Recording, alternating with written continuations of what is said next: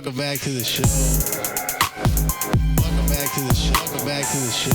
I'm Billy, the host. Welcome back to the show. Welcome back to the show. Welcome back to the show. Welcome back to the show.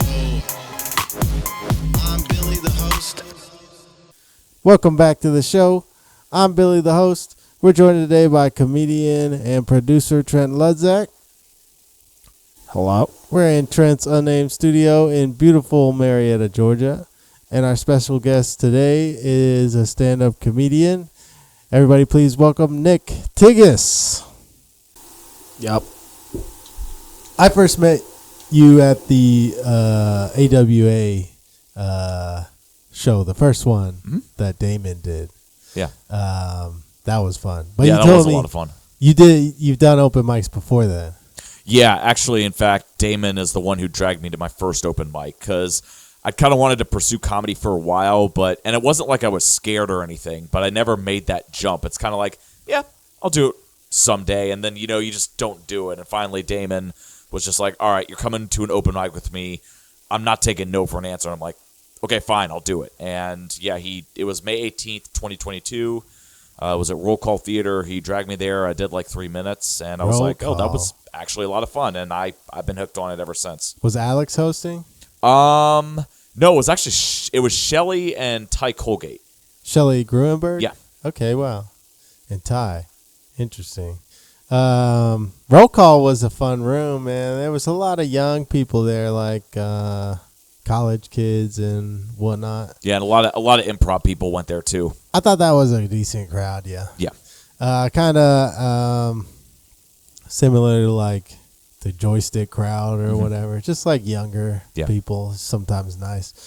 I feel like I do shows a lot for just like old fogies, like boomers sometimes. Yeah, for me, it's kind of a mixed bag for me. Like, sometimes I'll get the older folks. Like, I did a show recently in Villa Rica, Georgia, and the audience definitely skewed older. And then sometimes, if I, like when I did my MomoCon show, it was a bunch of younger people. So yeah, it really varies for me. How was the MomoCon show? The MomoCon show was great. Yeah, that was a lot of fun. I still remember it after a year. Dude, the AWA show was fun as hell. I've always gone to AWA. I've been going to AWA since like 2008. Yeah. 2000, something like that. Something crazy. Since I was in middle school. 2007 maybe. Have you always gone to anime cons, or do you just do that? No, I started going to Dragon Con in 2017, and I first went to AWA in 2022. I went to MomoCon a couple of times. I didn't end up going this year just because I'm going to be honest, my heart just wasn't in it, and I'll probably end up skipping Dragon Con this year just because I need to change of pace. I'll probably end up renting an Airbnb on the coast of Georgia and just, chilling there for 5 days just for something different. Yeah. They're doing the AWA at the World Congress Center this time. I don't like that place. It can be a little overwhelming just because it's so big. I did like kind of the smaller vibe of AWA, like, in those hotels. But I really liked the old venue. I've heard different things about why they're moving it, but yeah, the hotel had like this really nice courtyard area where there was like office buildings and stuff, so they were all joined together with this super nice just like courtyard outdoor area. And then the Galleria Center is super nice too. Yeah, at Georgia World Congress Center it's just concrete, and that's it. Had a nice parking deck, easy in. It's in Marietta, so I don't have to go very far. Yeah, it was perfect. I was so upset when they moved it, but I was like really surprised that show went well. Yeah, same. And like how he packed the room, and of course, then they emailed him after he inquired about doing the show again last year, and they're like, well, due to the popularity, we can't find a room like big enough. That's for shenanigans. You. Yeah, though, exactly. Man. It's like what utter horseshit. Like if it's that good to where like you need a bigger room, then you need to keep it on the schedule for next year. Like that's a horseshit excuse. Like, I saw my buddy's band play to nobody one year, like in one of the big rooms on the you remember where the registration was? Yeah, like the room right next to it was super big, and I saw my friend's band play there, and I was like the only one watching them. So I was like, this could seat like at least 300 probably. Yeah, exactly. And Something. luckily, after Damon bitched enough about it, they ended up throwing him the bone and putting. That's crazy. Why wouldn't they want that? It was so popular. People were lined up. Some probably some excuse they had to not do it again, but they threw him a bone and they ended up booking him for the 2023 one, and that also went well. Yeah, that was a fun time. I was like, yeah, that sounds cool. I'll stop by, thinking it was just gonna be some like nobody was gonna care. Yeah. And then it was hard to find things to do that year at that particular time slot, and so the stand-up show was just like packed. People were just waiting to get in. Yeah, same thing with MomoCon. Like on that Friday, like you had a couple, room parties and outdoor events going on, but that was the comedy show was kind of it. So yeah, I think we got like 400 people in 2023, which was a pretty big amount. I mean, most comics will never perform in front of like that many people. And yeah, it's like 400 people right there. Hell yeah, it was great. I did the Comic-Con one, and that one was good. There was some people in there. Yeah, I think there were like 100 people or so in that room when we did it. But yeah, hopefully I can do the AWA or MomoCon, because I love just going to cons. Like, I've always done that. Yeah, well, hit up Damon, see what he says. Yeah, he said he was gonna try to get me on the AWA one this year. Yeah, which would be cool. But it's at the Congress Center, so I don't even want it now. Now, I'm sure it'll still be good. I'm sure people will still. It just seems so pointless to put it in the same venue as MomoCon. Yeah, it seems like you're just competing with each other at that point. It was right on Halloween weekend every year. Well, not every year, but in the recent years, they had it on near Halloween, so it was like perfect. Everybody was dressed up. It was nice and cool. I don't know. I could go on all day about AWA at the Galleria, man. It was so much fun. So you started comedy at Roll Call in 2022, and it was just fun. Yeah, it was fun. I was having a good time. Started, trying to write my own jokes. Let's be honest, starting out, they were kind of shit, but writing style's gotten so much better over these last 2 years. Delivery, like everything's just gotten so much better, and it's only going to continue to get better because like I'm all in on this. I love it, and I want to do the best I can with it, and hopefully get as big as possible. So yeah, I'm all in. I'm doing my best to improve. Write better jokes, revise jokes that don't work, and yeah, hopefully go somewhere with it. Yeah, it's a beautiful thing, man. Is there's no barrier to entry.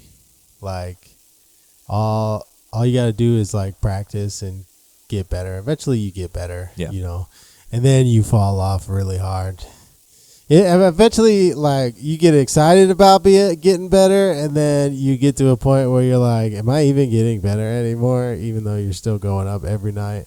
And then, but then you just power through that, and then you get much better. And then that happens again. Yeah, you got to have like 3 or 4 existential crises in order to get to the level of like some of the people that are headliners or have moved on from the Atlanta scene. A lot of people move to different places. You ever thought about moving to a bigger scene? Eventually I will. I'm not yet ready for that because of some things going on in my life. Also, literally everybody I know is in Atlanta. So if I were to pick up and move, I would have to make, all new friends, all new contacts all over again. Yeah. Will I move? I mean, obviously I'm going to have to at some point. But for now, I'm kind of comfortable staying in the Atlanta area, slowly branching out, visiting new cities, and, just kind of starting slow and then working my way up there to, go into more and more places across the country. Yeah, like I was saying before, my advice is just go on a run. As soon as you can start touring, because that's how you're going to improve. Mm-hmm. If you sit around Atlanta, like there's nothing. I love Atlanta. I would never move. I believe in building up the scene here instead of just like going to New York or LA or something because you think you'll be like more famous there. Well, the problem or also whatever. is with those cities, because everybody else has the same idea to move there to get big. You can get lost in the shuffle. So you really got to stand out more in order to, make a name for yourself. Yeah, it's very competitive and stuff. And I guess that's a good idea if your goal is to like be famous or something. But my goal is just to be good at stand up and do it a lot and make money from it. I totally forgot. Oh yeah, I was gonna say hitting the road I think is the most beneficial because when you're stuck in your scene, you start to develop the same style as other Atlanta comedians. Yeah. And as much as you try to like be unique and hone your craft, you're at the same shows everybody else is. So certain things work here that every city has their own style. Yep. So you kind of have to like witness that. And there's some cities you're not going to do as well in because that style doesn't work for them. They're expecting a different type of style. And so that helps really like smooth out the edges there. Yeah. Trent can tell you he does little runs too. Anytime like either of us will get a comedy festival, if it's not unreasonable, we'll plan a route to either go there or come back. Like I did the Salem Festival in Salem, Massachusetts, so I just did like an East Coast run, just like South Carolina, North Carolina, Virginia, Philadelphia, New York. And if you can't get on a show, just hit up an open mic and then do well on the open mic and talk to other comics. Be like, is there any shows in the city I can jump on tonight or tomorrow or whatever? Half the time it works. If you do well at their open mic, it works a lot of the time. Yeah. Because then they want to help you out, and they want to see some new faces that they haven't seen in their scene or whatever. Sometimes you do really badly on their show, though. Yeah, that's definitely happened to me a couple times. And then you have to just move to the next town. get in your car and never see them again. Because that also never apologize for a stand-up set, Oh, no. If you did your Never. best. Actually, never apologize even if you didn't do your best. Like they said in Little Miss Sunshine, apology is a sign of weakness. You should have done your best, but yeah, never apologize for your art. Because if they didn't like it, that's their problem. Yep. They hired the wrong guy that night. Start curating it better or something. Have you ever had any memorable bombs yet? Yeah, I think my most memorable bomb, I did one of the open mics at the brewery in Decatur. I forgot which one. It was the one that Casey Navarro ran before it shut down. And we were doing it outside, and I was getting nothing from all the jokes. It was I outside? Yeah, it was outside. And I remember I bombed so hard that the only sounds you could hear were actual crickets. I will never forget that. I'm like, you can't bomb any worse than this. They're actual fucking crickets that I can hear and nothing else. Like, there is no bomb that's going to be worse than that, ever, that I will ever do. Like booing, like having shit thrown at me, like that will not compare to the stereotypical crickets. It never will. It never can. It can get worse. It can get violent. It could get dark. But yeah, actual crickets, that's pretty bad. Yeah, that was very bad. But I think, just because they didn't laugh doesn't necessarily mean it's a bomb. If you did badly and you feel like you didn't do a good job performing and you could have done better, that's a bomb, I think. Yeah, I mean, I also felt like I could perform better, so yeah, it still was a bomb. But if you go out there and you're giving them everything you got and they just don't like it, then that's not, I don't know if that's, it's a bomb, but it's like you were never going to win that situation. Yeah, it's more like you and the audience just don't click. Yeah. And that does happen sometimes. And I always try to get them, I always try to hook them. But sometimes you don't. Sometimes they just don't like you for some reason. Yeah. I don't know, man. Like, it's tough, like, because sometimes you're doing a set and you're like, I thought this joke was good, but this is a room full of people and they don't like it. Yeah, So, sometimes I'll just do a joke. I'm like, wait, really? You guys didn't laugh at that? All right, well, hopefully I can find something that will make you laugh. Otherwise, do like Daniel Delano says and drive home with the music off. Yeah, that's pretty good. This is a crowd. This makes comics drive home with no music. And he's right. He's not wrong at all. So yeah, part of it's just about like finding your audience, the people that connect with you. Yeah, absolutely. And I don't know. Sometimes I'm like, I don't think I'm gonna find my audience in a shitty bar filled with people that are nothing like me, all trying to like have sex with each other, which doesn't interest me. Yeah. Right now, because I'm not home with my wife. Yeah. So I'm just like, I don't relate to a lot of these people at the bars and breweries and shit like that. But, you do what you can, I guess. I much prefer to do comedy in like a comedy club or a theater. Same, but I mean, you gotta do the restaurants and breweries because that's where all the open mics are, especially with Laughing Skull so crowded on the mic nights. Yeah, it does get crowded up in there. But at the same time, like I've looked at other cities, I realize in terms of open mics, like we're spoiled. Like, yeah, they do open mic 3 nights a week. Yeah, exactly. And we're getting Helium in October, and I think it has multiple rooms. So I mean, you could probably hypothetically have an open mic every single night there. Yeah, somebody's gonna be firing that up. Yeah, exactly. So like they look at other cities and like there's one like once a month, and it's just like that's it. And like here, I'm just like, yeah, we're actually pretty spoiled in Atlanta. There's plenty of places. Like if you can't get on Skull, like there are plenty of other places to go to as well. You don't really find that in a lot of other, or at least not in a lot of the cities that I've looked at going to, like in the kind of the southeastern region of the U.S. at least. Yeah, our Wednesday is super stacked right now. Oh yeah, absolutely. Like Laughing Skull, Alley Stage. Do you have the calendar link? There's like a shitload of shows on. Whatever. There's like I was looking at the calendar, all the shows and stuff now, and Wednesdays are stacked right now. Yeah, there's a shitload of shows. Well, like this Wednesday I won't be able to do any because I am actually going on my first dating app date.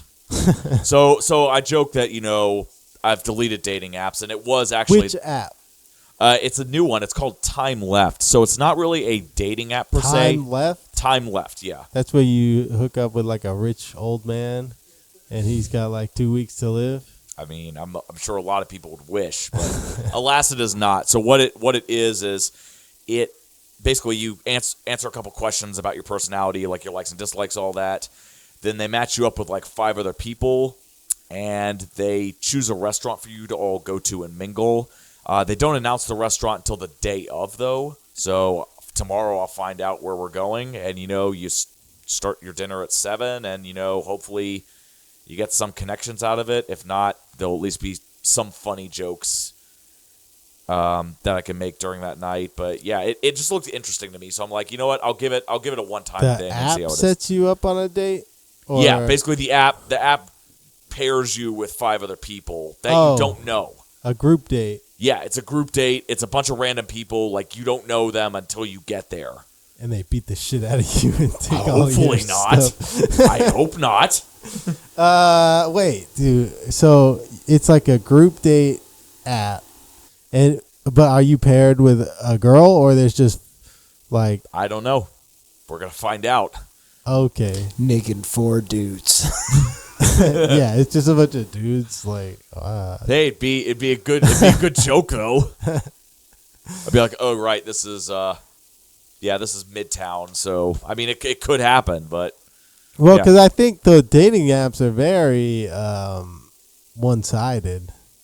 Well, I mean, it also, asks, what's your preference, like straight, gay, bi. It asks you all that too. So, Yeah, Okay. they'll probably take that in Some consideration. people I mean, have some pretty complicated ones, though. yeah, it's definitely more complex than the other ones, which is why I was intrigued. I'm like, yeah, this is something different. So It's like speed dating, kind of. yeah, Or, I don't know. What do they call those? I guess just group date. I do want Nick to update me on this. oh yeah, no, you'll get updated. Because I want to maybe sign up for this with the sole purpose of getting into one of these groups and then subtly causing them to argue over whatever they bring up. I'm just Radicalizing gonna I'm just gonna inflame arguments. I'm gonna infiltrate the group and radicalize. I'm gonna turn every group into a battle. Yeah, you could do that, I guess. Yeah. Okay, you've never done this before? No. All right, I want to be updated on this. Oh yeah, absolutely. as You guys well. will. And then we'll put the update in the Billy, you should podcast book him episode again or something. in like a month or something. Yeah. When is this day? This Wednesday? Tomorrow. Yeah. Oh, okay. It's tomorrow. Yeah, I'm usually not able to go out on Wednesdays, but I might be able to go out this time.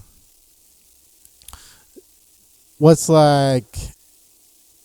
Have you been on the dating app? The other dating apps? Yeah, I've been on Tinder. I've been on Hinge. I've been on Bumble. Bumble was the best. I made a lot of connections, good dates.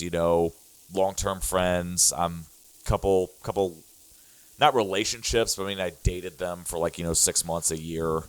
So overall, I had the most quote success on Bumble, but at the same time, like any other dating app, it burned me out. It was addictive. It keeps you swiping on there. Everybody's like, hey, you're good, but what if there's someone better? So therefore, I am going to dump you and try to keep finding someone better. So it got to the point it just drained my mental health. So I deleted them all in 2021. I got back on them in 2023 when I was recovering from my first hip replacement surgery. And then after that yielded 0 dates from all the matches I was talking with. I'm like, okay, screw this. And then I deleted it for good. And I haven't looked back. What'd you have to get a hip replacement? So I had minor hip dysplasia in my right leg, and that wasn't caught. And because of that, it wore all the cartilage away. So I had bone-on-bone arthritis. So I had to get that one replaced. The other leg, it basically had been carrying the weight of the other leg for years, and it started to degrade too. So we went ahead and did it this year. So yeah, I've got both my hips replaced. Damn, dude. At 33 years old, which is... Did something happen? Were you playing a sport or something? No, I was just born with it, and nobody caught it. Because it was so... if you look at the x-ray, if you zoom in on it, you can see that one hip replacement is very, very slightly higher than the other, and that's the dysplasia. But you have to zoom in. Normally, what does if you're just dysplasia mean? So basically, it means that the pelvis is it's out of alignment, it's off center. So basically, a normal pelvis is like this, and hip dysplasia would be like that. Okay, so but mine was just displaced. mine was like this, so very slight, and you couldn't tell unless you really looked at it. Okay, and was that hurting you or something? Yeah, it got to the point where I couldn't internally rotate my leg, I couldn't squat, I couldn't deadlift, walking hurt. I would sit at odd angles because that was the only thing that was comfortable, but there was always a dull pain, always.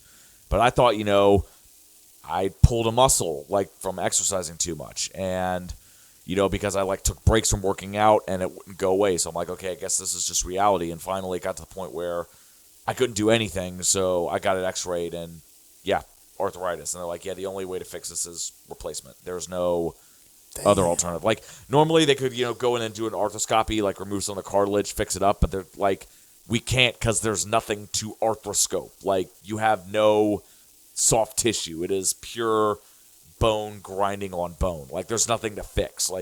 You got to get it replaced. There's That no other sounds option. rough, man. Oh, it was. They can't just stick a magazine in there or something? No. My dad always used matchbooks. Yeah. Yeah, something like that, a little notebook. Nah, sadly it doesn't work like that.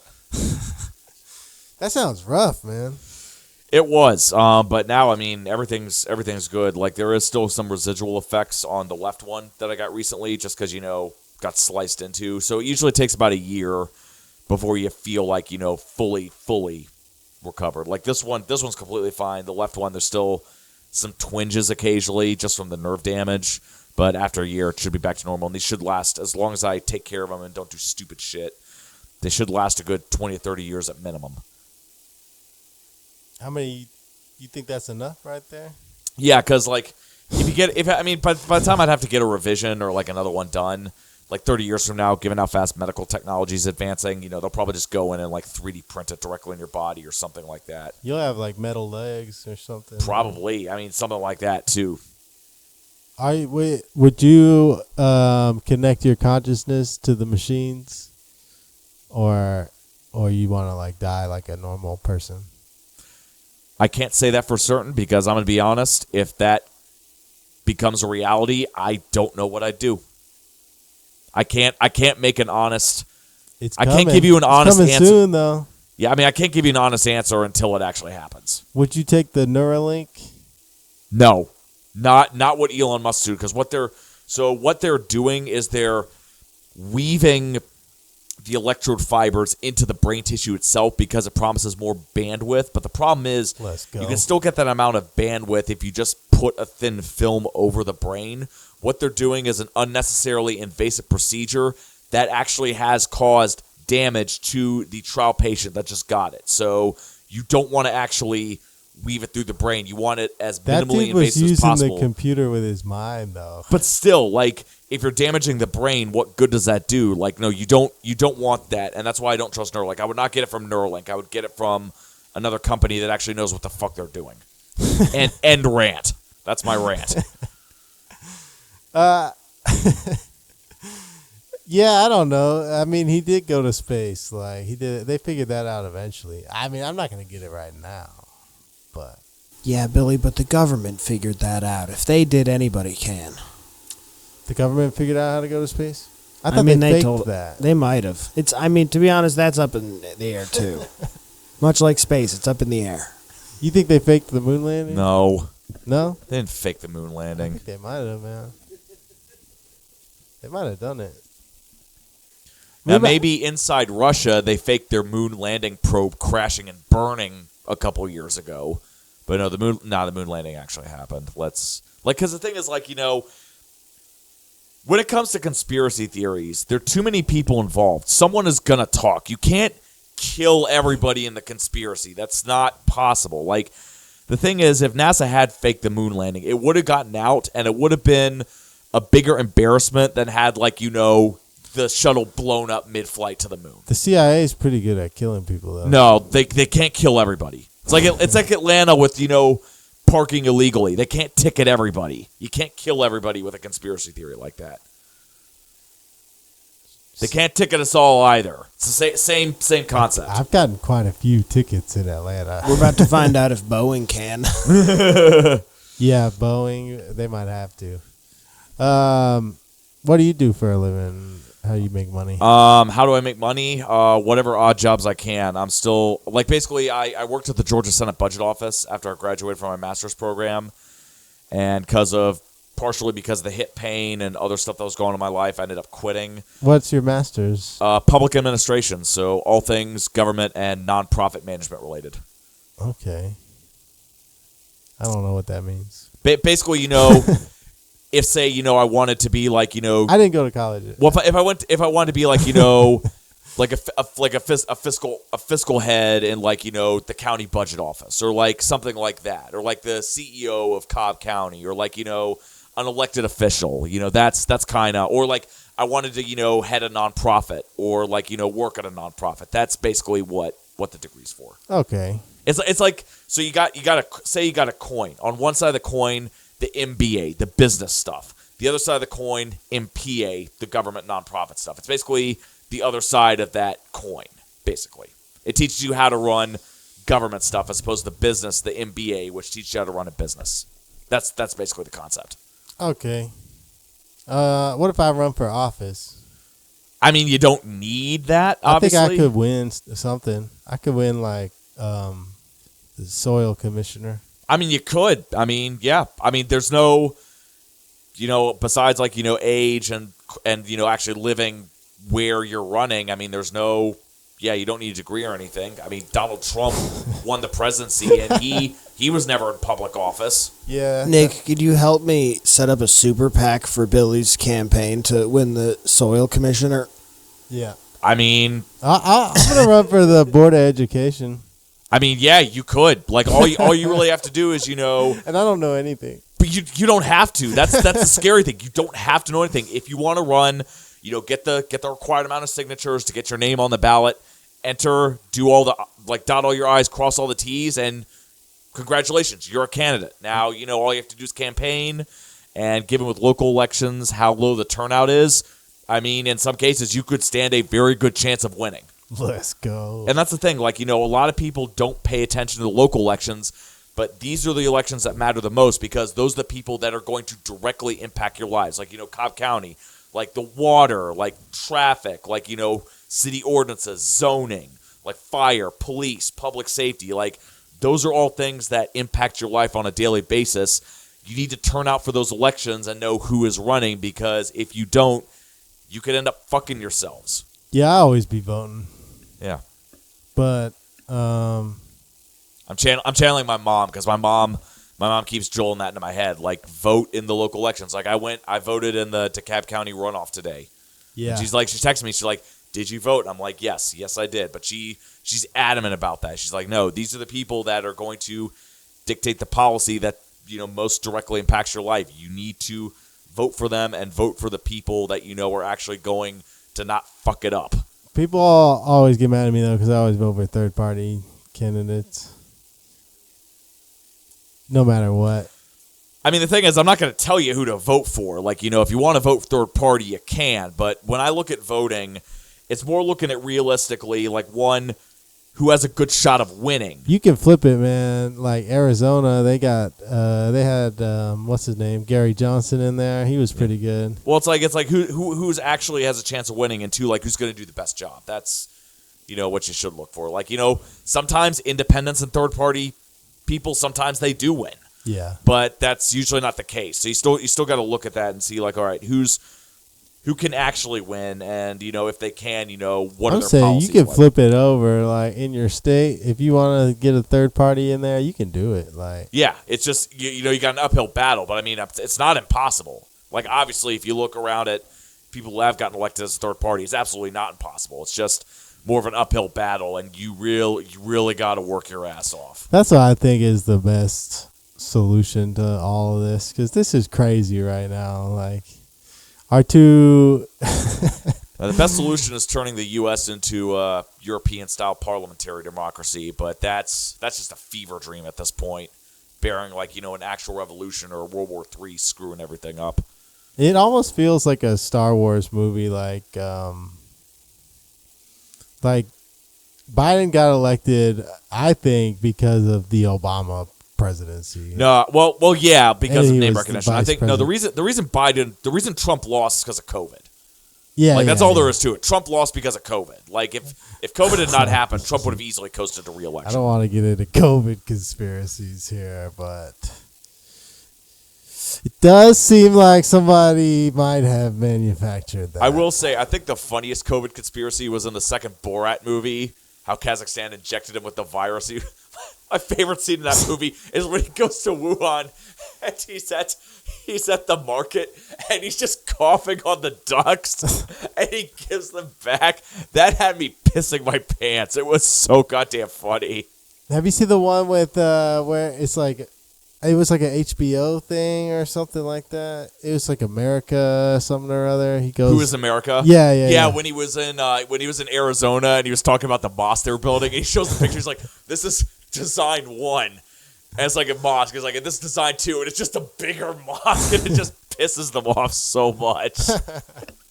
Yeah, that one was pretty good. He had a Georgia representative. Yeah, the whole thing with that Georgia representative, which I mean the part where the Georgia representative yells the racial slur, Yeah. you could see on his face, he's just holy shit, are you getting this on camera? Even they Yeah. were shocked, he actually did it. They're just all right, straight face, straight. And I think that's the best thing about Sacha Baron Cohen is the fact that he's able to keep a completely neutral face when people are saying the most horrendous, off-the-wall shit in front of him and are, completely believing it. And he's I thought the girl did a pretty good job. Oh, yeah, she should have won that second Academy movie, Award. yeah. The fact that she fooled a real human into thinking that she was, actually that person.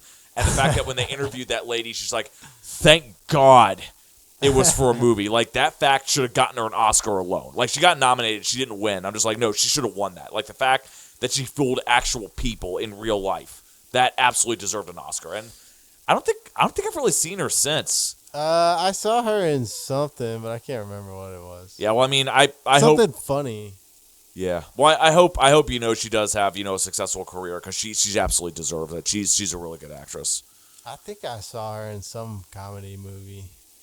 Damn, I can't remember.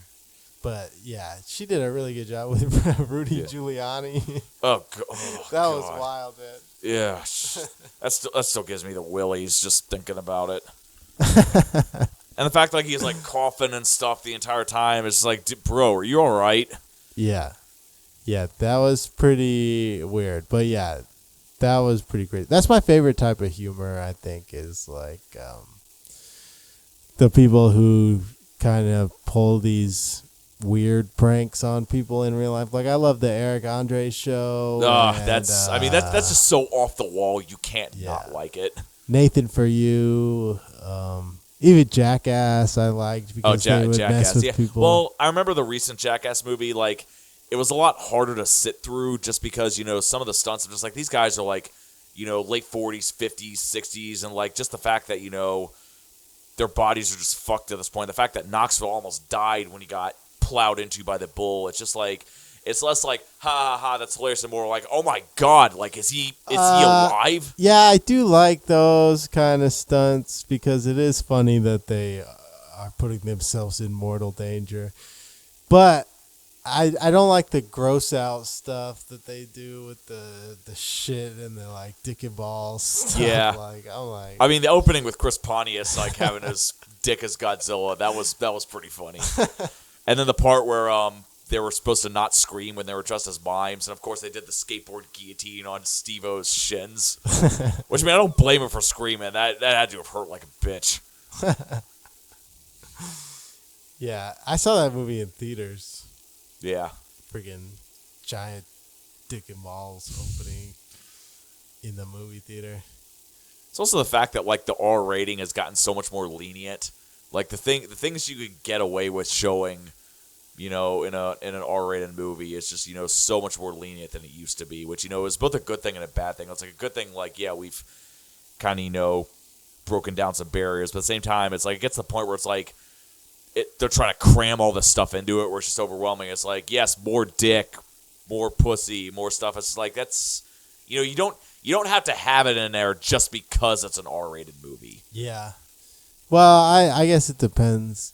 I haven't been to the movie theater in a long time. My wife doesn't like to go anymore. I mean, same. Like, when you can watch a movie on your couch with, the same size TV as the theater with a better surround system. It's like, yeah, just wait for it to come out on streaming.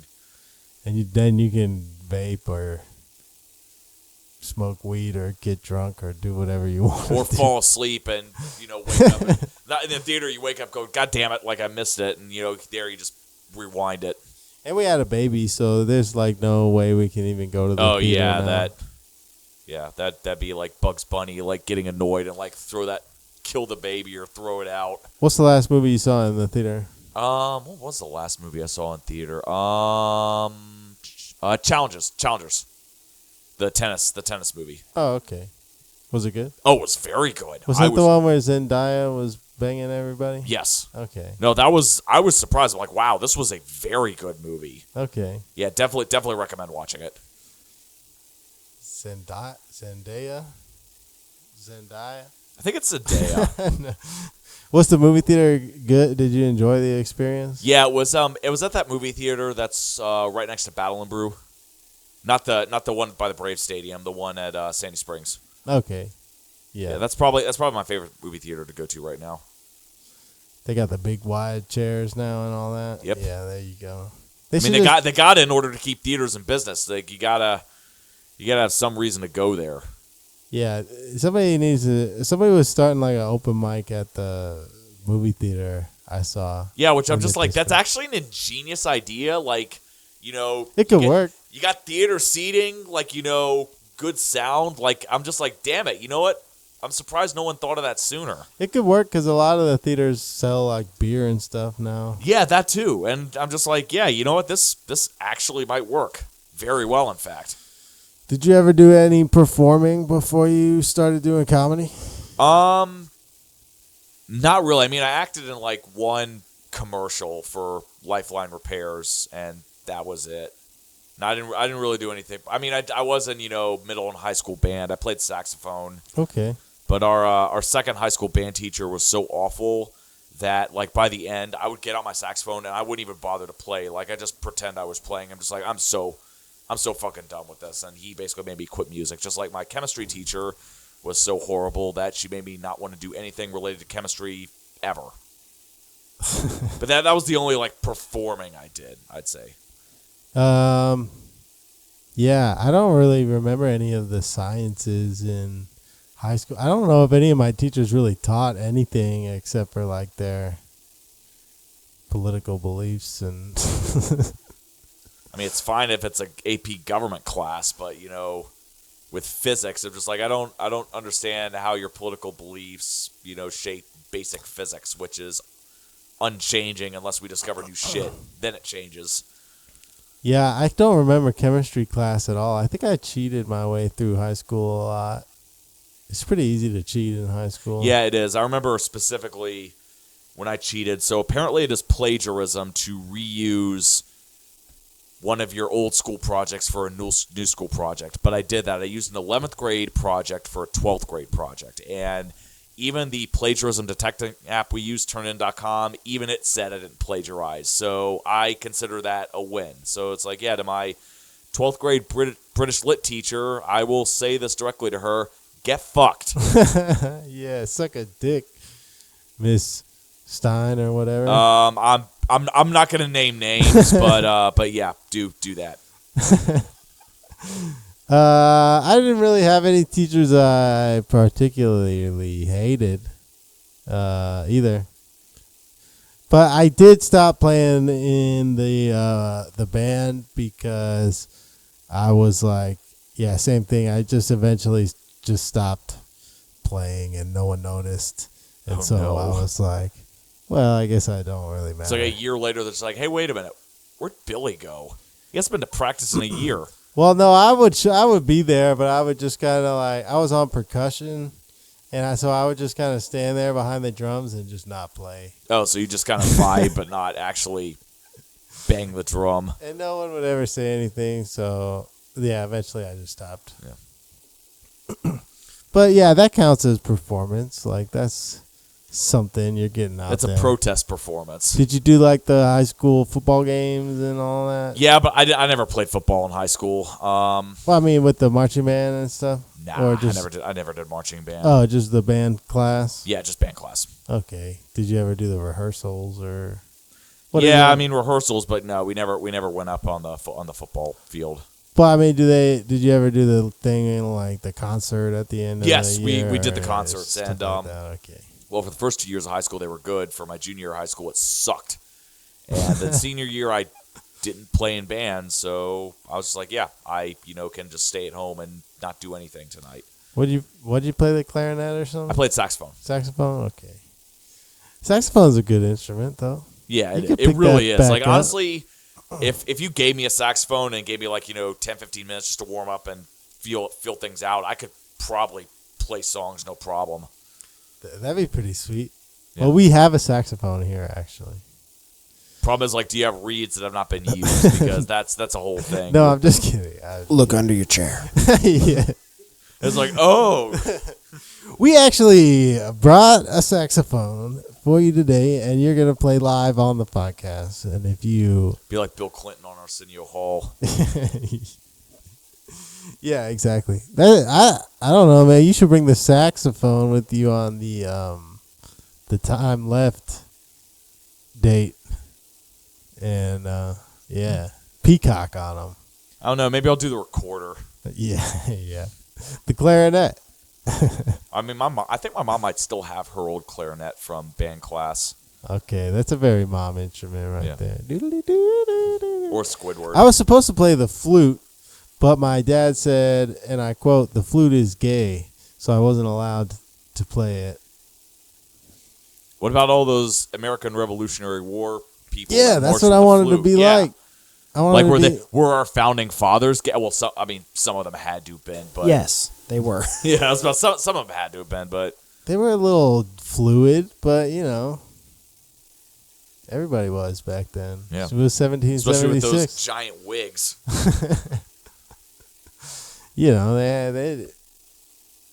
They were just starting anew. They were figuring things out, Yeah. experimenting.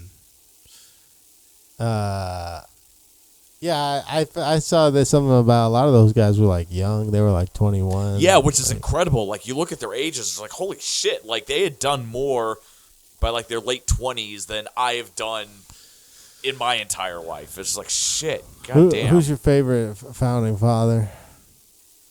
Who is my favorite founding father?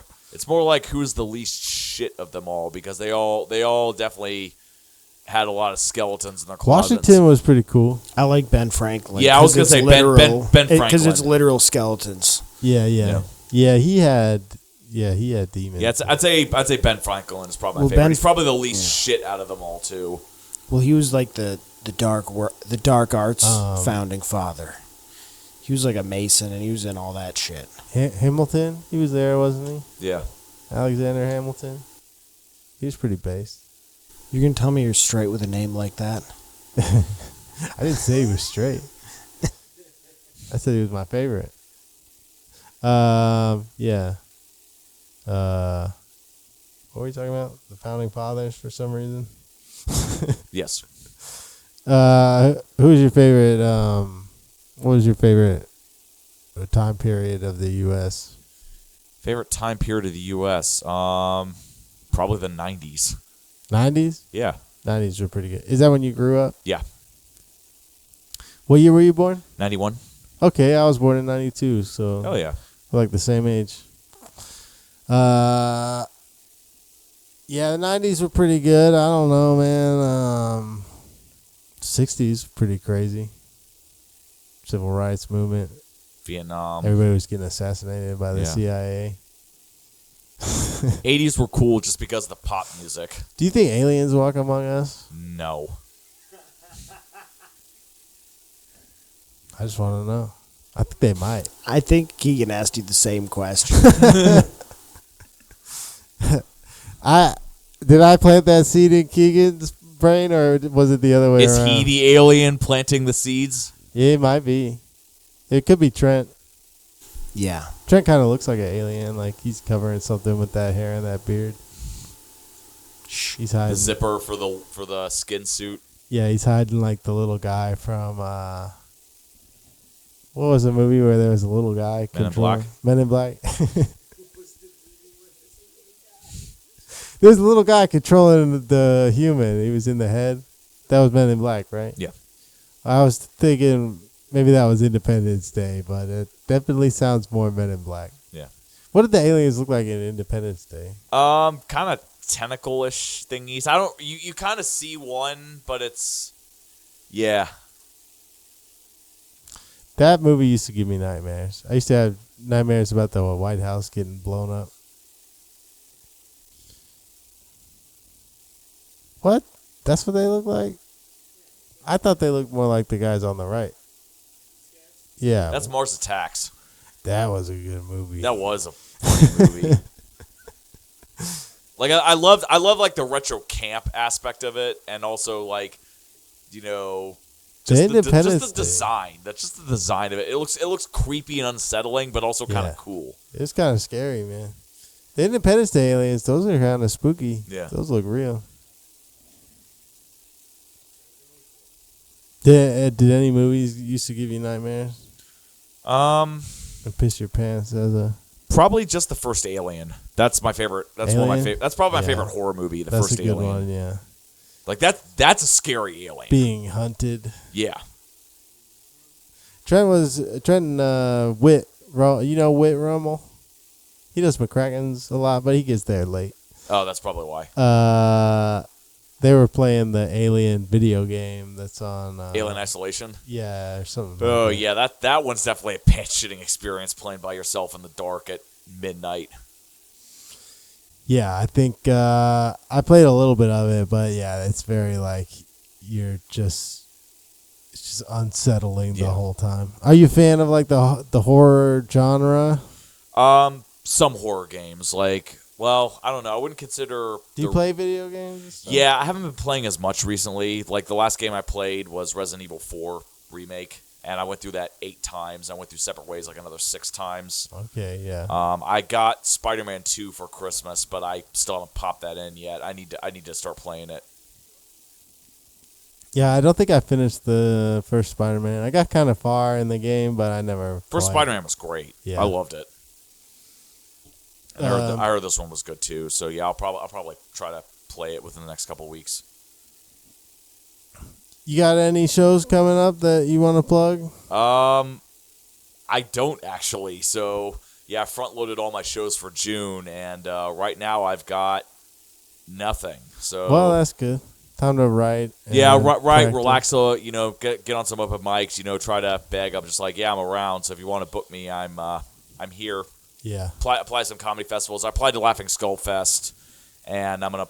I said I was gonna apply to Lookout at Chattanooga. I haven't done that yet, and I need to just ship my stuff off. But I'll do that one too. Somebody else gave me good advice. I'm blanking on his name right now, but he said apply to all the festivals where it's in a place you think you would like to visit.